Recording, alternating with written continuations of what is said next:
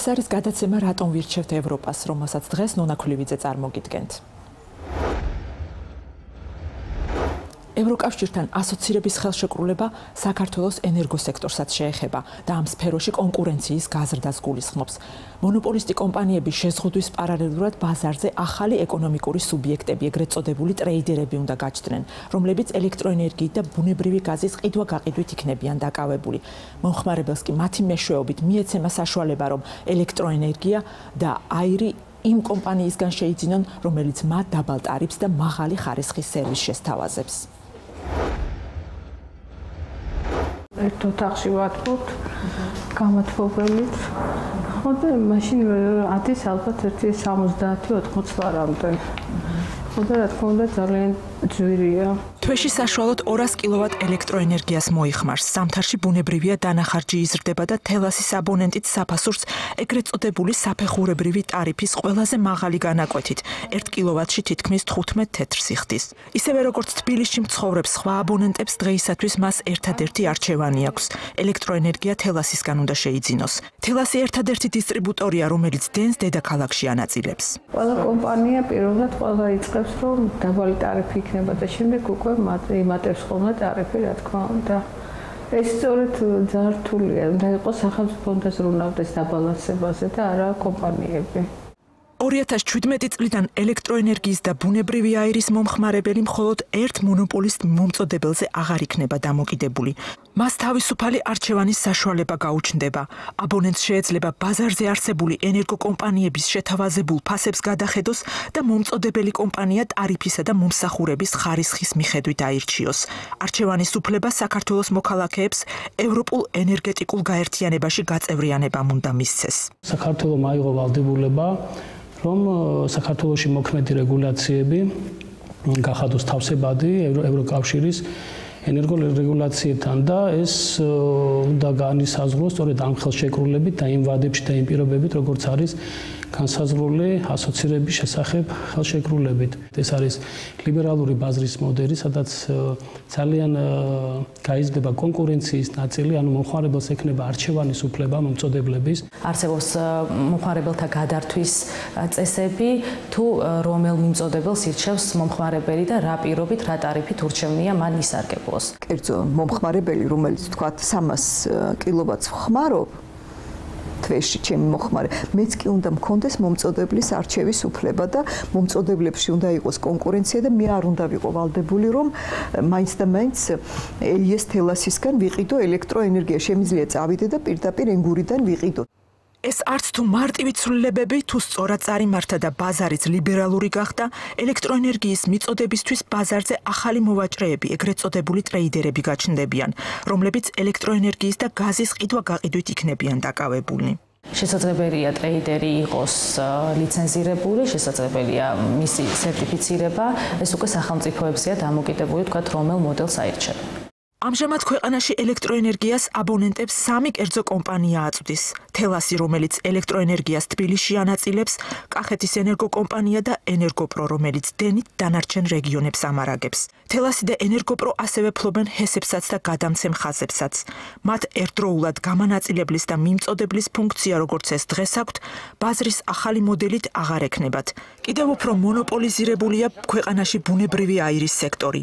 აქ გაზის ერთადერთი მომწოდებელი აზერბაიჯანული სოკარია და მისი ჩანაცვლება პრაქტიკულად შეუძლებელია, რადგან აზერბაიჯანული აირის ალტერნატივად ვერც ძვირი ირანული გაზი გამოდგება და ვერც რუსული გაზპრომის. ამიტომ ევროპას საქართველოსთვის შეღავათების გაწევა მოუწევს. ასოცირების ხელშეკრულებით ჩვენი გაერთიანება ევროპის ენერგეტიკულ თანამეგობრობაში ნიშნავს, რომ ჩვენ საქართველოში დავნერგავთ ევროპული ბაზრის წესებს. ეს იმას ნიშნავს, რომ იქნება ღია კონკურენცია, მოისპობა ყოველივე ხრელი მონოპოლიზმისათვის, მიწოდებაში, გაყიდვაში, როგორც საბიტუმო, ისე საცალო ვაჭრობაში, მით უმეტეს ტრანსპორტირებაში და დისტრიბუციაში და საბოლოოდ დროის განმავლობაში ეს ძალიან დადებით შედეგს მოიტანს. მიმდინარეობს კიდევ დაზუსტებები და ალბათ ქართული მხარე გადაწყვეტს ამ დაზუსტებების მიღების შემდეგ გადაწყვეტს და ხელს მოაწერს დოკუმენტს, რომელიც დაავალდებულებს საქართველოს შიდა ენერგეტიკული სექტორი მოაწყოს ისე, როგორც ამას მოითხოვს ჩვენს მიერ გაფორმებული ხელშეკრულება, იმ გამონაკლისების გათვალისწინებით, რომელიც ჩვენ მიღებული გვექნება ამ მოლაპარაკების პროცესში. ეს არ არის მარტივი პროცესი. ბაზრის გახსნა ყოველთვის არნიშნავს იმას, რომ ვთქვათ, მონოპოლისტები უფრო მეტ სარგებელს იღებენ. ამ შემთხვევაში ბუნებრივი არის გარკვეული შესაძლებლობები, რომელიც ბაზარი იძლევა და ვინც უფრო გათვითცნობიერებული არის ბაზარზე და ამ შანსებს ხედავს, ბუნებრივ არის ყველა საქმიანობა სავარაუდოდ ყველა მეწარმე იქნება ეს თუ ლიცენზიანტი, სურვილი ექნება, რომ მონოპოლიდან გამომდინარე სარგებელი მიიღოს, მაგრამ ჩვენ გვაქვს კონკურენციის კანონი, რომელიც ძალიან ცალსახად კრძალავს და არ უშვებს დომინანტური პოზიციიდან გამომდინარე ასე ვთქვათ, არამიზნობრივი ქმედებების განხორციელებას ბაზარზე. ენერგეტიკის სამინისტროში მიაჩნიათ, რომ ამ პროცესის ადმინისტრირება საკმაოდ რთული იქნება და ტრეიდერების მომსახურებით საცალო მომხმარებელზე მეტად კომერციული სექტორი ისარგებლებს. განსაკუთრებით ექსპორტის ნაწილში ძალიან მნიშვნელოვანი ფუნქცია ექნება ჩემი აზრით და ეს არის სწორედ ის შესაძლებლობა, რასაც ტრეიდერები დაინახავენ, იმიტომ რომ იცით, რომ ძალიან ბევრი დერეგულირებული გენერაციის ობიექტი არის მოკლებული შესაძლებლობას, რომ მან ივაჭროს ბაზარზე, ამისი რესურსი ახლა 3 და 5 მეგავატიან და 1 მეგავატიან ჰესებს ნამდვილად არ აქვს, თუმცა საექსპორტო რესურსის ოპტიმალურად გამოყენების თვალსაზრისით არის კონსოლიდატორები, იგივე ტრეიდერები, რომელსაც შეუძლია ეს ენერგია შეკრიბოს ბაზარზე და უკვე მან იზრუნოს ამის გაყიდვაზე საექსპორტო ბაზარზე. ენერგეტიკის მარეგულირებელ კომისიაში, რომელმაც პროცესის მონიტორინგი უნდა განახორციელოს, ამბობენ, რომ ელექტროენერგიითა და გაზით მოვაჭრეების გაჩენა ტარიფზეც მოახდენს გავლენას. კონკურენცია ფასებს შეამცირებს და მომსახურების ხარისხს გაზრდის. ბაზარზე ცვლილებებმა ხელი უნდა შეუწყოს ინვესტიციების მოზიდვასაც.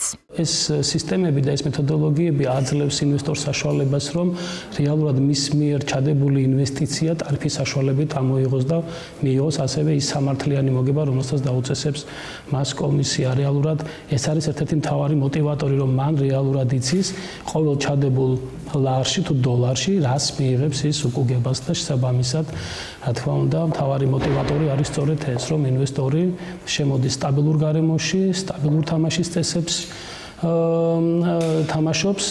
ევროდირექტივა მომხმარებლების უფლებების დასაც ითხოვს. ახალი რეგულაციები აბონენტებს უფლებას მისცემს უხარისხო ელექტროენერგიის მიწოდების შემთხვევაში კომპანიისგან კომპენსაცია მოითხოვოს. მომავალი წლიდან ჩვენ გვეგმავთ ამ სტანდარტების გაფართოებას, კერძოდ იქნება უკვე კომპენსაცია სხვა სტანდარტებზეც, მაგალითად ისეთზე, როგორც არის მომხმარებლის გათიშვა გაუფრთხილებლობით, ანუ როდესაც ხდება გეგმიური გათიშვა და მომხმარებელი არ არის ამის შესახებ ინფორმირებული, თუმცა აქაც კომპენსირების წესი იქნება ცოტა განსხვავებული, არ იქნება პირდაპირ, არამედ მოხდება ტარიფში ცვლილების შეტანის სახით. კონკრეტულად დარღვევის შემთხვევაში შეიძლება ტარიფმა დაიწიოს, რაც რა თქმა უნდა ერთგვარი კომპენსაცია არის. ნებისმიერ მომხმარებელს, რომელსაც აქვს ცდომა ინტერნეტიდან, შეძლებს რომ გააკონტროლოს, ასე ვთქვათ, საკუთარი ურთიერთობა კომპანიასთან, მაგალითად თუ წარმოიშვა რამე მოთხოვნა, მაგალითად წერილით მიმართა კომპანიას და არ გაეცა მას დროზე პასუხი, მან შეიძლება ნახოს თუ რა, ასე ვთქვათ, კომპენსაცია ეკუთვნის მას, რამდენ ხანში და ასე შემდეგ. ბაზრის ახალ მოდელზე მთავრობა უკვე მუშაობს და პირველი ცვლილებები 2017 წელს უნდა გამოჩნდეს. ევროპულ სივრცესთან დაახლოებამ ქვეყნის როგორც ენერგოდერეფნის ფუნქციის გაზრდაც უნდა მოიტანოს. ახალი გადამცემი ხაზების მშენებლობამ და ჰიდრორესურსების ათვისებამ ქვეყანა ენერგოჰაბად უნდა აქციოს. ამას ევროპის მიმართულებით ბუნებრივი აირის ტრანზიტიც უნდა დაემატოს. ყველაფერმა ამან კი ქვეყნის გეოპოლიტიკური მნიშვნელობა უნდა გაზარდოს და ქვეყანას ეკონომიკური სარგებელიც უნდა მოუტანოს. თუმცა ევროპულ ენერგოკავშირში გაერთიანება მარტივი პროცესი არ იქნება. მთავრობამ უნდა მოახერხოს და ევროდირექტივების შესაბამისად შიდა ბაზარიც მოაწესრიგოს და ინვესტორებთან ურთიერთობა დაალაგოს. მართალია წლების შემდეგ, მაგრამ ევროდირექტივა ქვეყანაში გაზის სტრატეგიული მარაგების შექმნასაც ითვალისწინებს. ეს ყველაზე მნიშვნელოვანი ენერგეტიკული პროექტია, რისი მეშვეობითაც ევროპამ საქართველოს გავლით კასპიური ბუნებრივი აირი უნდა მიიღოს. ბაქო-ჯეიჰანის ნავთობსადენის პარალელურად შაჰდენისის გაზსადენს სარგებელი საქართველოსთვის წლებია მოაქვს და ეს სარგებელი მომავალში კიდევ მოიმატებს, რადგან ევროკავშირთან დაახლოება პროექტის მეორე ფაზის დაჩქარებასაც გულისხმობს. საქართველოს გავლით გაზის ტრანსპორტირების საკითხს ასოცირების ხელშეკრულებაში ერთი მთლიანი თავი აქვს დათმობილი. რადგან ევროპა კასპიის ენერგორესურსებს რუსული გაზის ალტერნატივად განიხილავს, საქართველოს გაზის კორიდორს განსაკუთრებულ ყურადღებას აქცევს.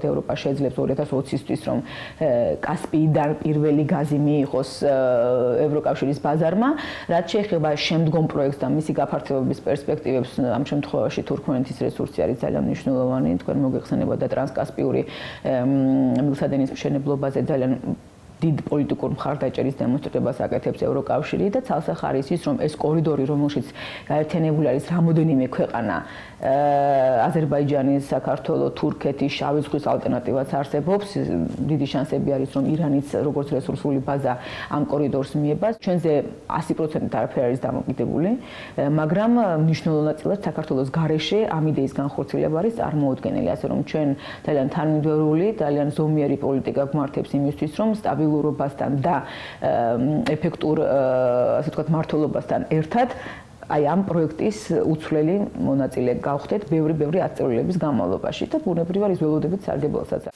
ევროპა სამომავლოდ საქართველოსთან თურქეთის გავლით ელექტროენერგიის იმპორტსაც გეგმავს. ბუნებრივი აირის ტრანზიტთან შედარებით ეს გაცილებით გრძელვადიანი პროექტი იქნება.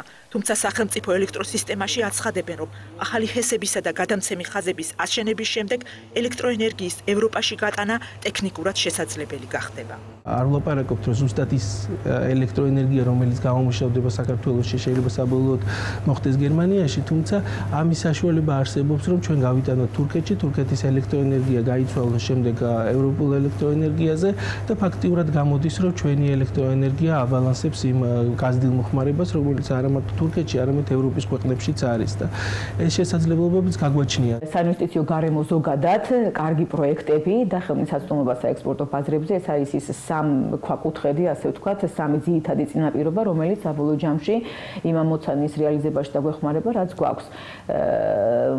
ჩვენ გვინდა რომ ვიყოთ რეგიონში ელექტროენერგიის წმინდა ექსპორტიორი და საკმაოდ მსხვილი. ეს მნიშვნელოვანი არის, ამას ემატება და ასე ვთქვათ, ტრანზიტორის ფუნქცია.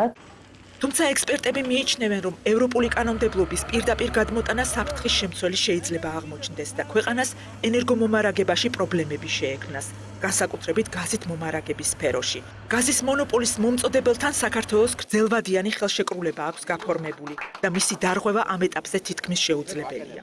თუ ამ კანონმდებლობას პირდაპირ გადმოვიღებთ იმ სპეციფიკის გაუთვალისწინებლად, რაც საქართველოშია, ამან შეიძლება გარკვეულ პერიოდში ეკონომიკური კოლაფსიც კი გამოიწვიოს საქართველოში. გარკვეული ხელშეკრულებებით გვაქვს აღებული ვალდებულებები, მაგალითად, ჩვენ ზოგიერთ კეთილგანწყობილ მეზობელთან, რომლებსაც ხელი გამოგვიწოდეს გაჭირვების პერიოდში და არ შეიძლება რომ ახლა და ეს სხვათა შორის ეს დღესაც ძალიან მომგებიანია საქართველოსთვის და არ შეიძლება რომ არ იქნება რომ ჩვენ ახლა ასე ვთქვათ უარი განვაცხადოთ მათთან ურთიერთობებზე.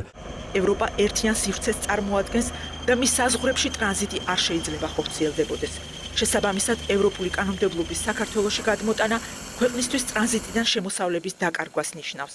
ქართული მხარე აცხადებს, რომ ამ წინააღმდეგობების არსებობის შესახებ ევროპაში იციან. რადგან ევროდირექტივა პირველ ადგილზე მომხმარებლების უწყვეტ ენერგომომარაგებას აყენებს, თანახმაა საქართველოსთვის გამონაკლისები ამ საკითხშიც დაუშვას და მოკავშირე ქვეყანას მის ტერიტორიაზე ენერგორესურსების ტრანსპორტირებიდან შემოსავლების მიღების უფლება მისცეს. სამუშაო მომავალებში კვლავაც ბევრი არის, როგორც საკანონმდებლო ბაზაზე, ასევე ახალი ინფრასტრუქტურის მშენებლობაზე და ეს პროექტები ჩვენაც ახლა წელს გვაქვს დაწყებული, ასევე რამოდენიმე წელში და ძირითადად 2016 წელს არის ნაგულისხმები, რომ დამთავრდება. ესეც ხელს შეუწყობს, რომ კიდევ უფრო გაძლიერდეს საქართველოში ელექტროენერგიის გადაცემა, იყოს სტაბილური და შესაბამისად ჩვენ ვიყოთ თანაბარ უფლებიანი წევრი იმ კავშირის, რომლისთვისაც ჩვენ მივისწრაფით. ევროპული შეთანხმება მოულოდნელი ავარიებისგან საყოფაცხოვრებო მომხმარებლების გარდა ენერგოგენერაციის ობიექტების დაცვასაც ითვალისწინებს. ამიტომ ქვეყანაში გაზსაცავის და მისი მეშვეობით სტრატეგიული მარაგის შექმნის საკითხს მთავრობა კიდევ ერთხელ მიუბრუნდა. გაზსაცავის მშენებლობაზე, რომლის მესაკუთრე სახელმწიფო იქნება გადაწყვეტილება უკვე მიღებულია. დასაზუსტებელი რჩება მისი ღირებულება და მშენებლობის დაწყების ვადები.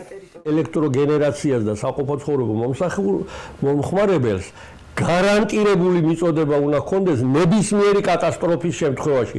იქნება ეს ბუნებრივი კატასტროფა, როგორიც იყო დევდორაკში, ეს იქნება ტექნოლოგიური ავარია, თუ პოლიტიკური საბოტაჟი, რაც 2006 წელს ჰქონდეს. მინიმუმ 7 დღე შენ ეს მოსახლეობა უნდა სრულიად უზრუნველყო. გასაცავისთვის ადგილი თბილისიდან აღმოსავლეთით დაახლოებით 30 კილომეტრში, ეგრეთ წოდებული სამგორის სამხრეთი თაღის ტერიტორიაზე შეირჩა.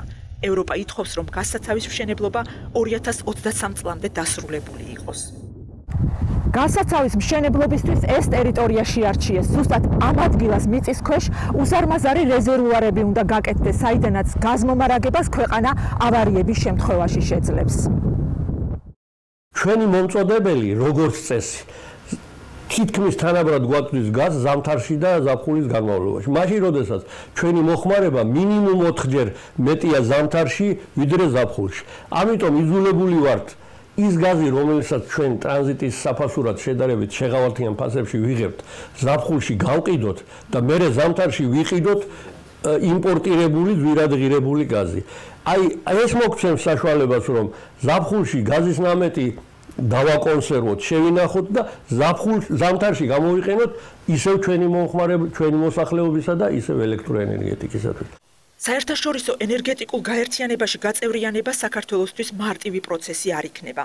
ქვეყნის ხელისუფლებამ უნდა მოახერხოს და ენერგოსექტორი ისე დაალაგოს, რომ არსებულ და პოტენციურ ინვესტორებთან ურთიერთობა არ დააზარალოს. სამაგიეროდ, როგორც სპეციალისტები ამბობენ, თუ ევროპული წესრიგის დამყარება მოხერხდება, ქვეყანაში სტაბილური და საინვესტიციოდ მიმზიდველი ენერგეტიკული გარემო შეიქმნება. ეს არის ის გადაწყვეტილება, რომელთაც ჩვენ ევროპული ოჯახის წევრები უნდა გავხდეთ და რომც თლათ მომგებიანი არ იყოს, ჩვენ მაინც უნდა წავიდეთ, ეს ქართველი ხალხის გადაწყვეტილებაა, ეს საჩვენა რეფერენდუმმა და ეს არის მრავალსაუკუნოვანი ოცნება ქართველი ხალხის. დღეისათვის სულ ეს იყო. მომავალ შაბათს კვლავ 9 საათზე შევხვდებით. ნახვამდის.